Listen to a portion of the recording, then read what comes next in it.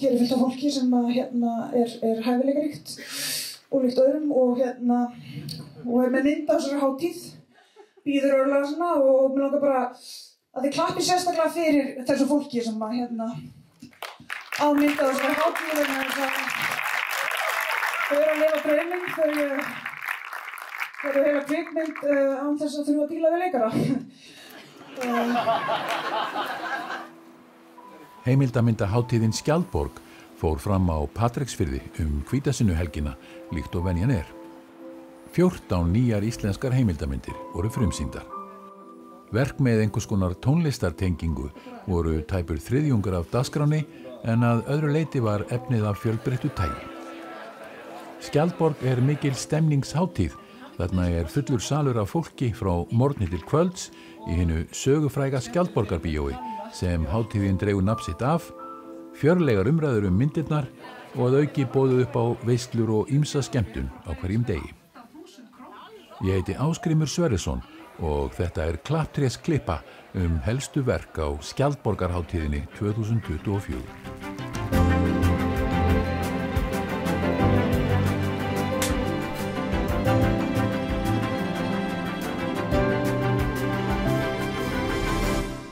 Fyrst skal stiklað á stóru nokkrar myndir. Hanna, She's a Rebel eftir Laura Andrea López Estrada er svipmynd af afar áhugaverðri konu, Hönnu Pálsdóttur. Hanna er komin á níræðisaldur og hefur snúið sér að myndlist af krafti. Leið er ævi hennar rakin í stórum dráttum og skýrt kemur í ljós að hún hefur snert líf margra. Þetta er kona sem hefur gert samfélagið betra með framgöngu sinni.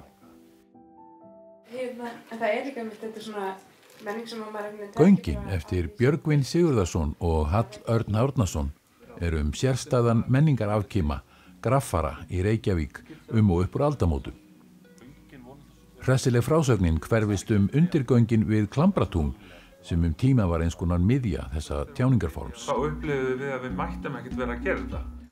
Kristján Gunnarsson, járnsmiður á Þingeyri, er viðfangsefni vélsmiðju 1913 eftir Arnar Sigurðsson en Pétur Þór Ragnarsson sá kvikmyndatöku. Þetta er myndræn og haganlega samsett frásögn verkkunnáttu og natni, nautnina af því að gera hlutina vel. Allt í lífinu, en ekki taka á neinu.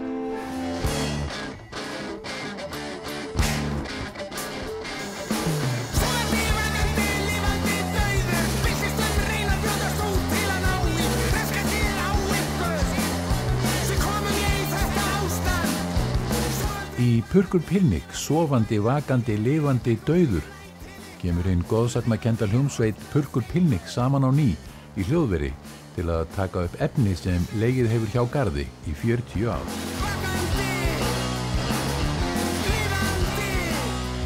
Í leiðinni er farið gegnum hinn stutta og snarpa sprett sem hljómsveitin tók í byrjun 9. áratugarins. Í spjalli eftir sýningu myndarinnar kom fram að leikstjórinn ættir að rekja til eins hljómsveitarmeðlima. Einar er náttúrulega pabbi minn.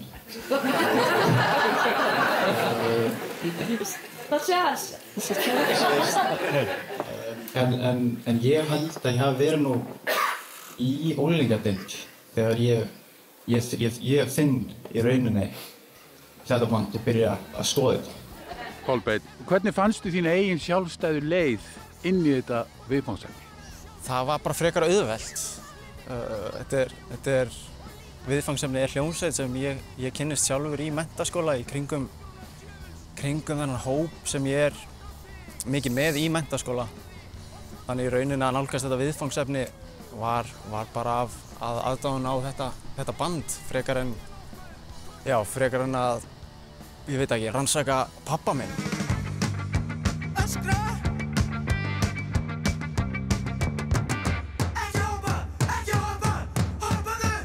Tómas, nú eru þið ungi menn, hvaða skoðanir hafið á þessu?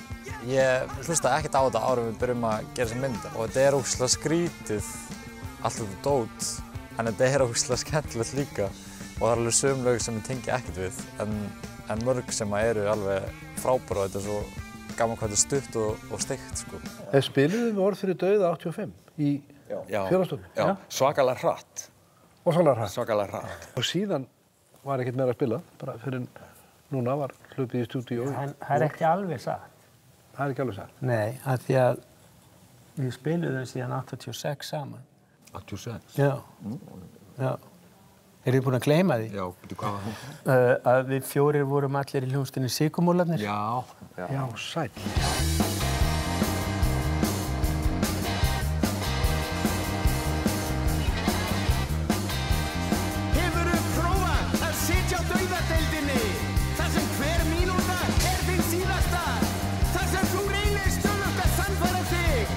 Já, ég held bara að þetta band eigi ekki við eitthvað ákveðna kynslóð. Þú veist, þetta ekki eins og kemur fram í myndinni, þú veist, þetta er allt frá 16 ára krökkum upp í gamalt fólk í rauninni sem er að hlusta á þetta og hefur skoðanir og ástríði fyrir þessu bandi.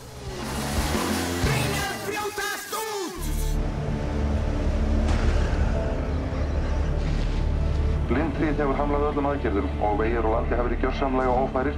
Aðstæður á Vestfjörðum hafa verið með ólíkindum erfiðar. Eftir stendur að Súðavík verður aldrei söm. Vestfirðir munu bera þetta ör lengi og þjóðin öll syrgir með Súðvíkingum og aðstandendum þeirra. Fjallið, það öskrar, eftir Daníel Bjarnason afar vel unnin og áhrifamikil frásögn hið skelfilega snjóflóð í Súðavík 1995. Þegar við erum að fara að sofa, semst ég, mamma og pabbi, þá glymur svo í húsinu og bara orðið vont veður og ég átti erfitt með að sofna. Ýmsir sem upplifðu hamfarirnar og eftirmála þeirra segja frá reynslu sinni og í ljós kemur að ýmislegt óuppgert. Svona efni afar vandmeðfarið, enda atburðir enn í fersku minni margra sem eiga sárt að binda. Það var náttúrulega gríðarlega áskorun að reyna að segja þessa sögu og segja hana bara mjög sannan hátt. Það var alltaf svona markmið hjá mér að vera ekki að ofur dramatísera einhverja hluti eða reyna að ýta henni við striki. Þetta er mjög þunn lína sem maður þarf að fylgja. Já, þegar ég var beðin að taka þátt í þessu, þá þurfti ég virkilega að hugsa mig vegna þess að ég hef gefið mörg blaðaviðtöl og það var ekki æskilegt að við töluðum sannleikann oft á tíðum. Og mér fannst, og ég talaði það við Daníel, að ég skyldi taka þátt í þessu ef allir sannleikur fengi að koma fram. Allar sögursögnirnar sem við heyrðum og sem hefur komið þá í ljós núna í dag voru allar sannar. Leikstjórinn notast meðal annars við sviðsett atriði í myndinni.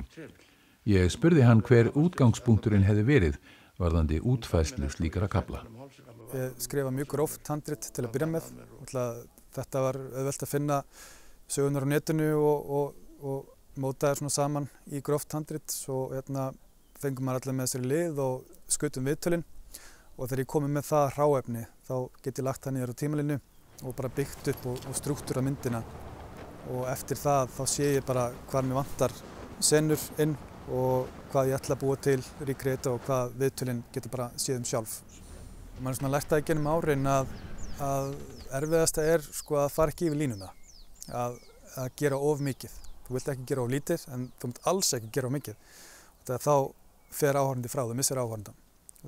Áhorfandinn á að tengjast viðmælendum, ekki leikurum, fyrst og fremst. Þess vegna er líka myndin öll skotin svolítið þannig að leikar eru mikið úr fókus og við erum ekki að stóla á svipbriðum mikið frá leikurum út af því að það er viðmælandi sem á að bera þann tunga. Það tók eftir á stöku stað að það að þegar viðmælandin er að segja frá að það er rosalega powerful. Já. Og þá hugsa maður stundum kom fyrir að maður þurfti ekki að fara inn í sviðsetninguna. Já, maður reynir alltaf að nota viðtalið eins mikið og maður getur. Ef að viðmælandin er það skýr og kemur hlutunum vel frá sér og líka mómentið er þannig að þú vilt bara vera með honum, þá reynir ég helst bara ekkert að klippa neitt, þá er ég bara föst á honum. En náttúrulega kvikmyndagerðin er þannig að maður er alltaf að hugsa tímann sko. Það má ekki vera of langt. Ég er þannig sjálfur að ef ég horfa á efni og ég er ekki með stöðu og örvun að þá spesa ég út sko. Þannig að ég þarf einhvern veginn alltaf að hafa einhvern höfund sem heldur mér á tánum. Áhorfendur voru djúpt snortnir eftir sýningu og myndin hlaut að lokum Einarinn áhorfendaverðlaun hátíðarinnar. Innilega til hamingju.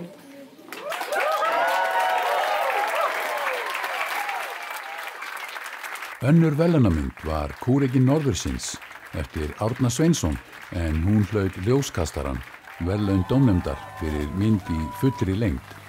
Þegar ég var að alast upp út á landi, þá var eitt af því sem ég gerði til að drepa tíman var að gramsa í plötusafninu hans pappa. Og eitt skiptið dreif ég fram hvíta plötu. Á miðjum slæðinu er skeifa og inn í skeifinni er eitt svalasti maður sem ég hef séð. Hér beina Árni og Andri Freyr Viðarsson sjónum að einum þeirra sérstæðu tónlistarmanna sem framkomu í kvikmynd Friðriks Þórs Friðrikssonar Kúrekum norðursins frá 1985.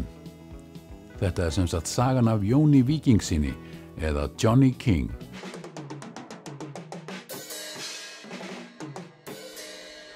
Það var bara svo mikilvægt að standa á þessum fótum. Þannig að ef Frikki hafði aldrei gert þessa mynd, skilur, við hefðum ekki gert sömu mynd til að byrja með. Og efast að við hefðum bara getað gert þessa mynd yfir höfuð. Hver sátt ég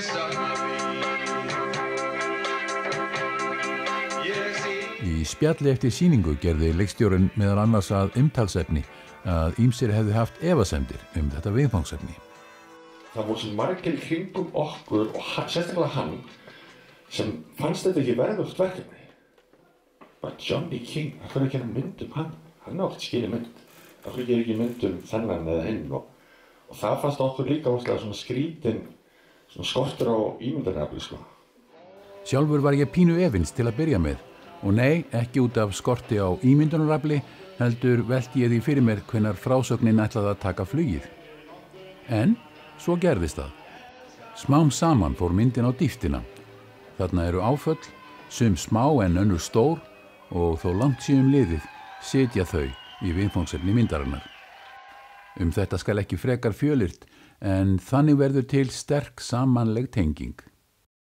Annar þáttur myndarinnar sem virkar vel er sá langi tími sem höfundarnir eittu með viðfangsefninu. Við tölum mikið saman í síman, ég og Johnny, og við gerðum síðan við byrjum að taka upp þessa mynd. Og svona þegar fór að líða kannski koma á 5. ár og 7. ár og þá var hann alltaf hérna, hvað er að frétta þessa andskotasmynd? Eitthvað svona. Svo kemur hann sko allt inn á áttanis á það sjálfur sko þegar við erum búin að taka upp með á tökurinn og RÚV sem að spilar lögin sína í góðum hljóðum og góðum miðgæðum og svona. Og eftir það þá allt inn segir hann sjálfur hérna hvað er svo að frétta þessar blessaðir mynd? Og þá sagði hann svo sjálfur, ég er allt inn bara að kalla þessa blessuðu mynd, skilur ekki þessa andskotasmynd. Og þessi tónlist mín og það dótari sem ég hef verið að semja að margir þeir hæla henni sko, en í mínum eyrum þá, ég veit það ekki, kannski sjálfsálít því að vantar upp á það. En ég veit, vegna þess að ég hef hlustað á aðra tónlist og annað sem er að koma út og svona, ég veit, ég áfullt að góðri tónlist. Það er náttúrulega líka element að hann og þetta gengi og Siggi Helgi og allt það, eins og kemur aðeins pínlítið fram, þeir eru pínlítið svona útlagar í íslenska tónlistarmengi. Þeim hefur aldrei verið hleypt inn í mainstreamið. Ég væri farinn ef ég hefði ekki tónlistina. Hún er búin að hjálpa mér rosalega mikið og ég held að hún sé ansi mikið svar við þunglindi. Svo er annað líka sem er rosalega gott við þunglindi. Það er að verða ástfangin. En hvenær kom það moment þar sem þið uppgötuðu að þið voru kannski með eitthvað meira í höndunum heldur en þið kannski hélduð í upphafi? Það kom bara strax upp á hana í fyrstu svona alvöru tökunum. Hann var með eitthvað þörf til að segja frá okkur hræðilegu úr sinni æsku eða þannig. En það líka pínu sett okkur út af sporinu. Því að við kannski vorum ekki undirbúnir undir það og vissum ekki alveg hvað við vorum að fara út í og hugsaðum líka, við verðum að fara vel með það.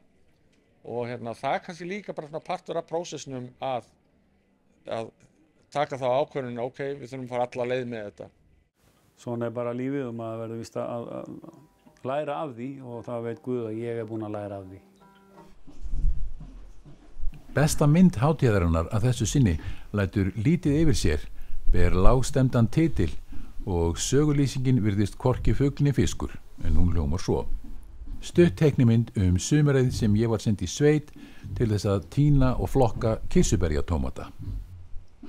Allt annað kemur á daginn. Á aðeins 3 mínútum nær leikstýran Rakel Andreisdóttir að draga fram ljóslifandi persónu sem maður fyllist sterkri samkennd með, tónn og nálgun afar húmorísk og tök á myndrænni frásögn sérlega góð. Ein af fyrstu vinnunum mínum var þegar ég var send í sveitina til ömmu að tína og flokka kirsuberjatómata. Tómatar eru mér í blóð bornir. Þegar mamma var ólétt var það eina sem hún ældi ekki voru tómatar. Þetta var líklegast fyrirboði fyrir þetta sumar. Tómatar eru köllunin mín. Þetta náttúrulega mjög mikil vinna og það líka held ég eitthvað sem ég hef áhuga á. Það bara eitthvað svona að þú finnur rosa mikið vinnuna sem fólk setur í animation. Þetta fyrsta mynd Rakelar sem nam hreyfimyndagerð í Prag. Hvar kemur þessi animation áhugi og þekking? Fyrsta lagi finnst mér animation svona ná einhvern veginn utan svo margt sem ég hef áhuga á sem svona hljóð, bíómyndir og myndlist. Það sameinar svo mörg listform fyrir mig og mér finnst það ótrúlega spennandi út að ég hef alltaf verið kannski svolítið svona sveimhugi og ég hef verið í hljómsveit og ég hef verið að gera málverk og skúlptúra og gjörninga. Ég vann með frænda mínum sem var ári eldri og allt og kúl til þess að tala við mig. Þeir sem unnu þarna líka var ókveikjandi vinur frænda míns, nokkra gamlar konur og fullt af hundum. Alltaf í hádeginu fekk ég með keks með fullt af smjöri á meðan doktors var í gangi í sjónvarpinu. Ég grét mig í svefn á hverju kvöldi því ég var með svo mikla heimþrá. Ég er búin að gera í því að reyna að berskjalda mig eins mikið og ég get. Ég held að byrjaði svolítið sem eitthvað svona tilraunamennska í listaháskólanum þegar ég fór í byrjaði með hljómsveit sem var bara eftir eitthvað svona ástarsorg og þá var ég bara að reyna að gera eins berskjaldandi gjörninga og ég gat til þess að svona æfa mig í því að vera ekki hrædd við neitt einhvern veginn. Kirsuberjatómatar hlaut skjölduna, ný dómnefndarverðlaun sem veitt voru í fyrsta sinn fyrir stutta heimildamynd. Hljómsveitin PP Tribute slúttaði svo hátíðinni með úrvali laga Purks Pilnik.